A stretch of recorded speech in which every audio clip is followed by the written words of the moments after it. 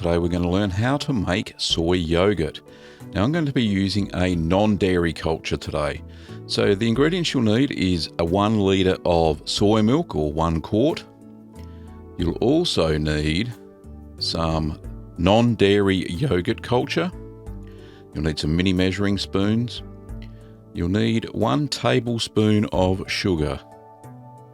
You'll need a dairy thermometer. You'll need some large measuring spoons just to measure out the sugar, and that's about it. You'll also need something to incubate your yogurt in, so something to keep it warm.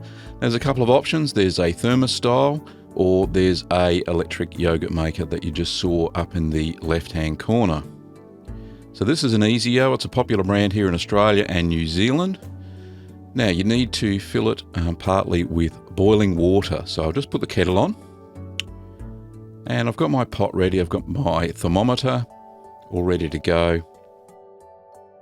So I'm going to open up my soy milk and give it a bit of a shake. Make sure there's no bits in the bottom. Oh, bit of a mess. We'll fill up the pot with our soy milk. Now this is organic soy milk, nothing GMO here. And it's at about 22 degrees Celsius. It's a bit of a warm day in the kitchen. I got it straight out of the cupboard. Now we're going to add our non-dairy yogurt culture. Now I'm going to add a heaped 1/64th of a teaspoon. It's not very much at all, 1/64th of a teaspoon. That's using the mini measuring spoons. Now give that a little bit of a whisk. And then we're going to add in the 1 tablespoon of sugar. So give that a good whisk so it's all thoroughly mixed up.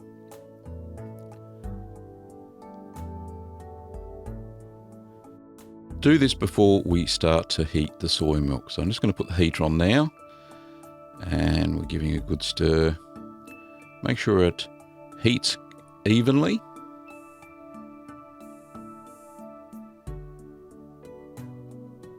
So I've just got a very small balloon whisk there. Everything had been sanitized previously, just in boiling water, so no risk of contamination. So you can see there that the temperature is now at 40 degrees Celsius. And we're ready to pour the soy milk, the inoculated soy milk, into the yogurt container.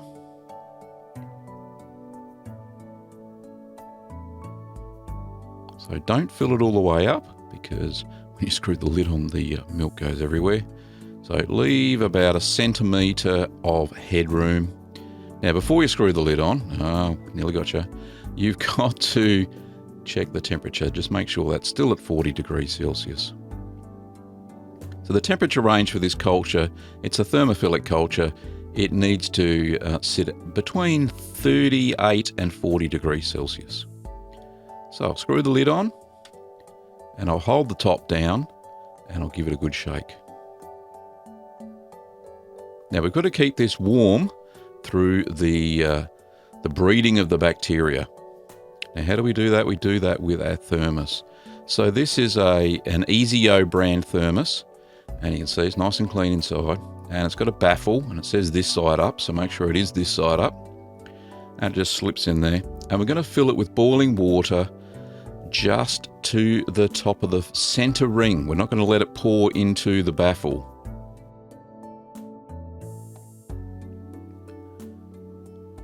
So this is a just boiled kettle, so it's about 100 degrees Celsius.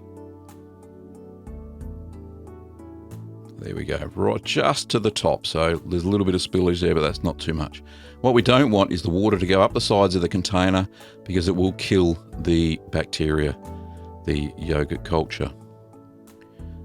So I'm just going to screw the lid on there.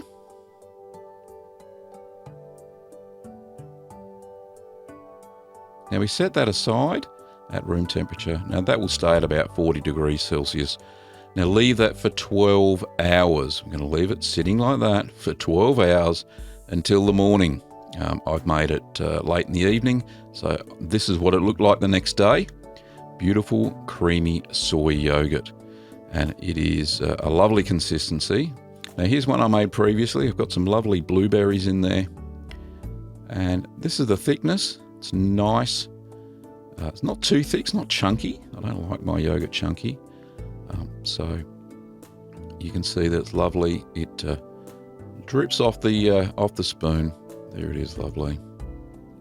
Stir that all the way through my berries. Now it has a slight sweet taste to the yogurt because of that tablespoon of sugar we put at the start. Now the sugar is actually food for the culture. It actually helps it thicken the soy milk. So you actually do need that tablespoon of sugar, but it does leave a slightly sweet aftertaste, which is great because that's how I want to use my yogurt with berries for breakfast. Now this is the culture we used. It's a Sabco Lioflora SYAB1. You can pick all these bits and pieces up for yogurt making over at littlegreenworkshops.com.au.